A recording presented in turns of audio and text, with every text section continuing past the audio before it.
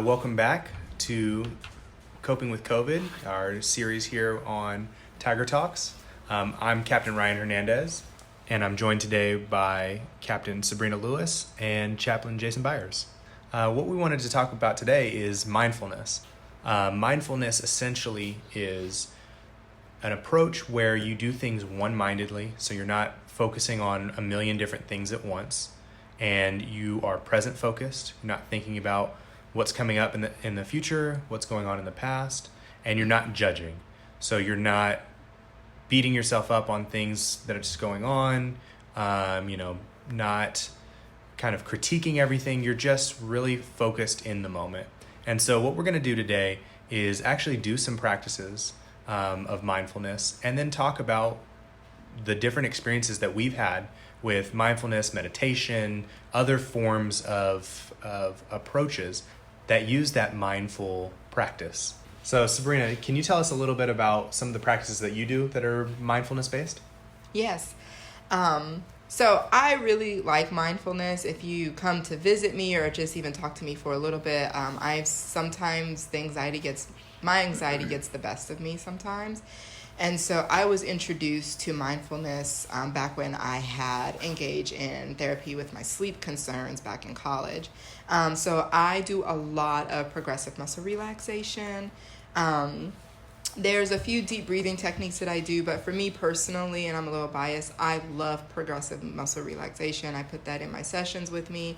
It's about 5 minutes, and it just really teaches you to do a full body scan and figure out what's going on. And again, like Ryan said, it brings you back to the here and now. Yeah, I like that. And what you brought in is muscle relaxation. So there's a physiological component and a mental component. Okay. So for you, you're kind of bringing your body and your mind into sync. Exactly.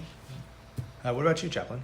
Yeah, this is a great topic because I don't know about you two or the listening audience, but I often have a lot of things going through my mind, bouncing around, topics just all over the place, ADHD at the max.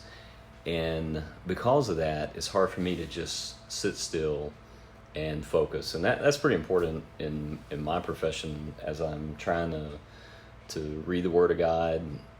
For me, at least, I like to focus on that. And oftentimes when I'm just sitting there, there's just thoughts that are pinging all over the place. And mindfulness has really helped me to be still.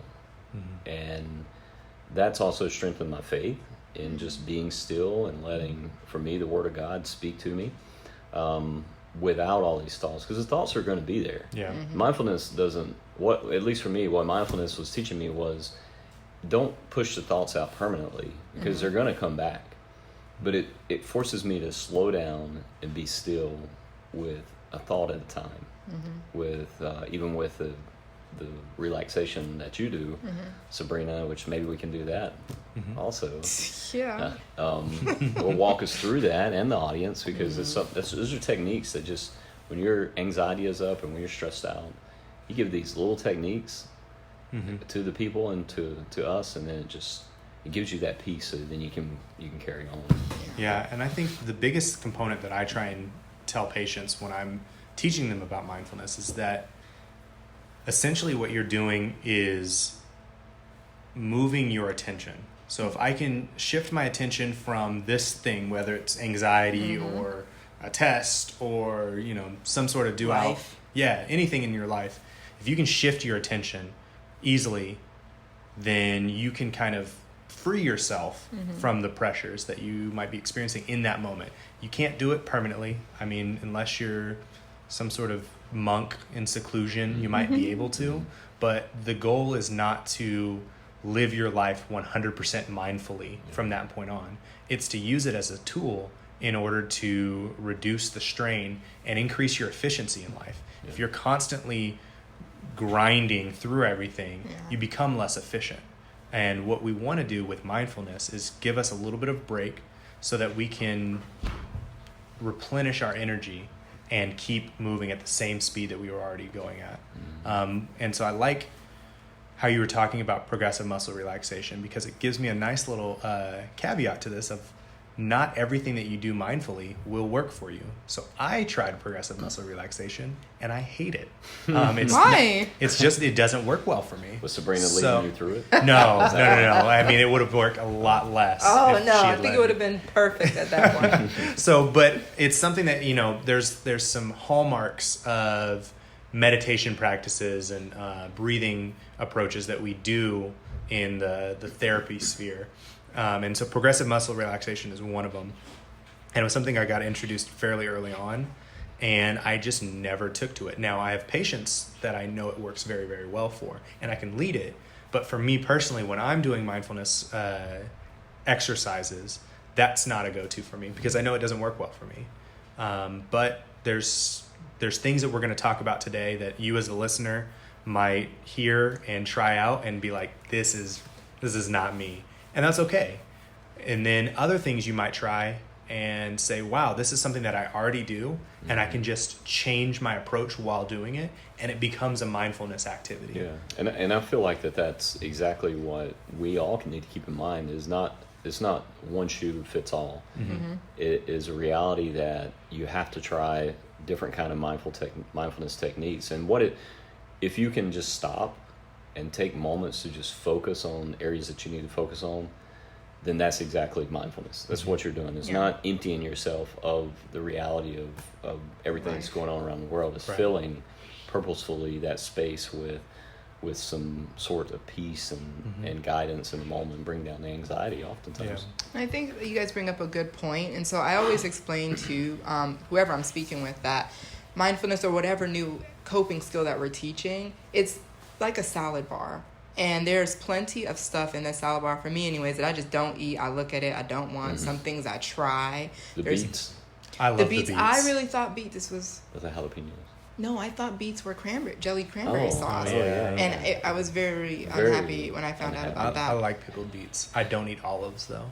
Olives is I don't eat disgusting. olives either. Yes. But Green it's olives. basically what it I like is. olives, gross. It's like Correct. a salad bar. So you could pick and choose what you do like, what you don't like. But one thing that I highly encourage, especially when you're trying to pick up a new skill, is try it more than once.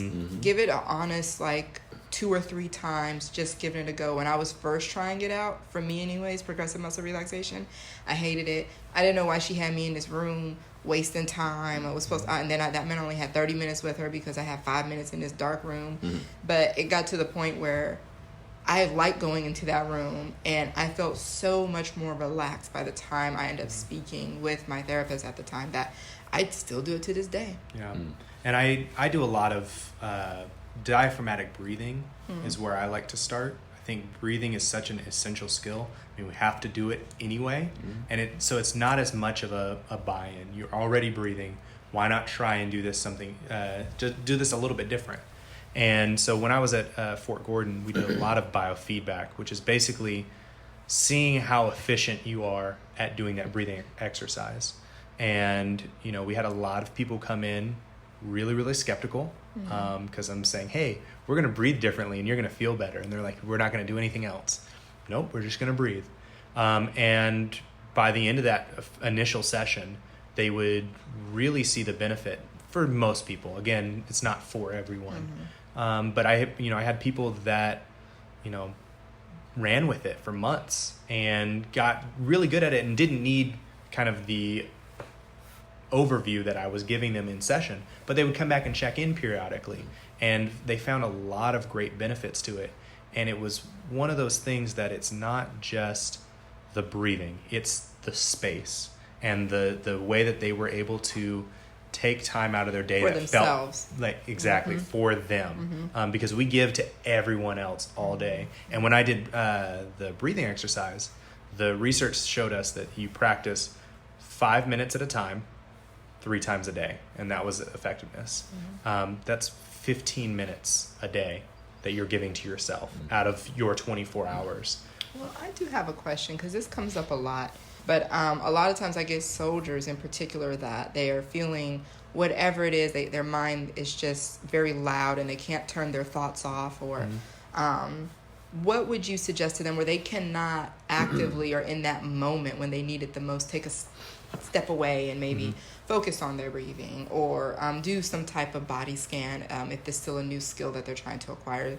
First off, the biofeedback that I did was a proactive strategy. So we tried to build that in so that they develop the skill before they needed it. It's muscle memory. Yeah. So the more you do something, and Chaplain, you and I have talked a lot about neural pathways. The more you do something, the more the brain understands it. Yeah. So if you do this practice multiple times, the idea is that your breathing becomes more efficient at calming you down. And so when, things happen in your day, you only need to take a few breaths. So that would be one aspect of it. But you're asking in that moment. And I think the biggest thing is those are still useful techniques. They just might not be as efficient if you're not practicing. Right. You can still breathe. You can still do a body scan where you just kind of look at where all your tension is at. All of those things are helpful because it distracts you. It takes you out of that moment and thinking about all the things going on and focuses on one thing. And in most instances, that's fairly helpful. What about you, John? So I'll take a little different approach to it. It maybe similar in our thought is while you're in these moments, and I would assume that, especially as we're talking about the soldier's interaction with a senior leader or another NCO, or even what I teach and have counseling with is couples who are in an argument. And how do you then practice this mindfulness while you're in the midst of an argument? And some of it is thinking about the emotional side of it and the reaction that you're having emotionally to this situation, because of course if you're emotionally reacting to a situation, your anxiety is going to increase. And you may not have time to reflect on what is really going on underneath, but you do have, this is where I think mindfulness is very helpful with the breathing, because the higher the anxiety goes, the higher the emotion goes, then the more you're going to lash out at other people, the more words you're going to say that you can't. We've often said is that, words are like toothpaste. Once you squeeze it out, you can't put it back in the tube. Once they're said, they're said.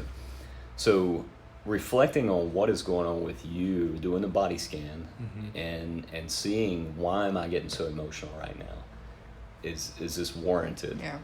And allowing that process to slow down the sympathetic and parasympathetic systems, right? To slow your brain down. What I view that the way God created us is a built-in mechanism to pump the brakes. And you're not slamming on the brakes, but this mindfulness gives you the opportunity to pump the brakes, slow down, and then you can refocus on what we're even talking about. What's this argument? What is going on? And that's where I view mindfulness as very helpful. Not taking yourself outside of it, but being in the midst of the storm, pumping, just slowing down. Okay, is this storm really this bad? And it really highlights that last component of non-judgmental, because I will tell you, myself included, but also all the patients that I work with, you're not good at this in the moment the first time you do it. You will not catch that. If you're in like that fight or flight mode with the sympathetic nervous system and you're in an argument, you are not necessarily going to be thinking about, well, why am I so angry? But the more you do it, you will. But the first time you do it, you're going to catch yourself like 2 days later and being like, why was I so upset about that? And not beating yourself up over why it happened, but understanding it so the next time you know that, okay, this is a trigger point for me. I call it like a broken foot when I work with patients, especially couples. We talked about it like, your spouse may not have broke your foot, but if they stepped on a broken foot, you would react the exact same way as if they did. And so if you know that hurt that you have in your life that gets triggered in that argument, you can prepare for it beforehand.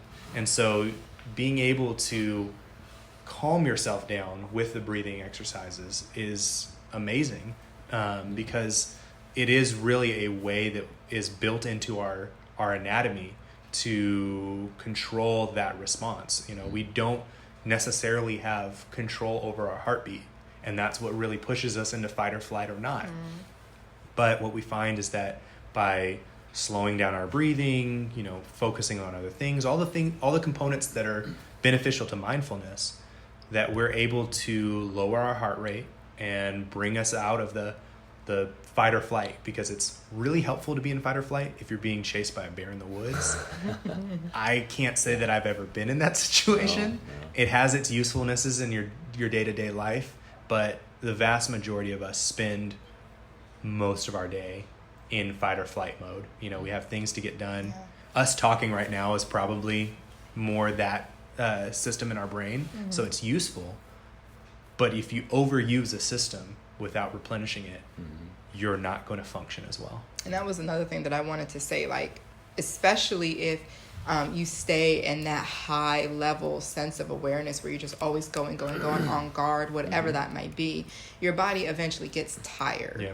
And like he said, you're not effective, but you get emotionally tired to where you may experience some of those consequences where you're a little bit more irritable, sleep already is off for you, or whatever it may be. So this will definitely, like he said, help replenish, but also give you that much needed break that you need to kind of recharge your battery and get back at it. And it's not something where you're just taking a knee for like 3 weeks or 3 days or anything. This is literally just something that you can incorporate. A daily practice. Yeah.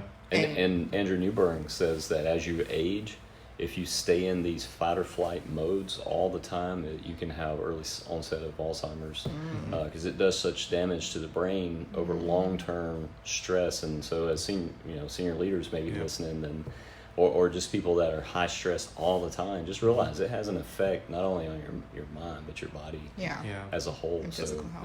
this is one way to. Yeah, and I know a lot of people. A lot of people will ask me, who is mindfulness for? Yeah.